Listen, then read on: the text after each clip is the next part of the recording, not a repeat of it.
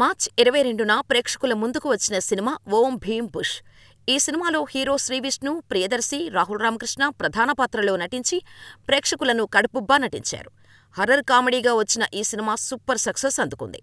విడుదల ముందు ఎలాంటి ఆశలు లేకుండా రిలీజైన ఈ సినిమా బాక్సాఫీస్ వద్ద భారీ వసూళ్లను రాబట్టింది. 30 కోట్ల వరకు దాదాపు వసూళ్లను రాబట్టింది. థియేటర్లో ఉన్నంతసేపు ప్రేక్షకులను నవ్వించేలా ఈ సినిమా తెరకెక్కింది. ఈ సినిమాకు డైరెక్టర్ శ్రీహర్ష దర్శకత్వం వహించాడు.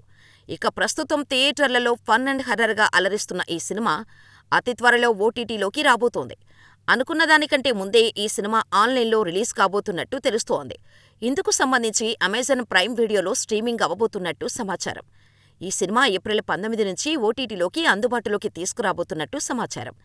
ఈ విషయానికి సంబంధించి అధికారిక ప్రకటన అతి త్వరలో రాబోతోంది. ఇక ఈ సినిమాలో ముగ్గురు ప్రాణ స్నేహితులు బ్యాంక్ బ్రోస్ అంటూ భైరవపురంలో అడుగుపెడతారు. అక్కడ వారు డబ్బులు సంపాదించడం కోసం సైంటిస్టులుగా కొత్త అవతారం ఎత్తుతారు.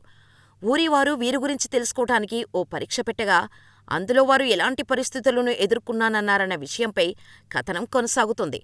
పూర్తి విశేషాల కోసం సినిమా చూడాల్సిందే.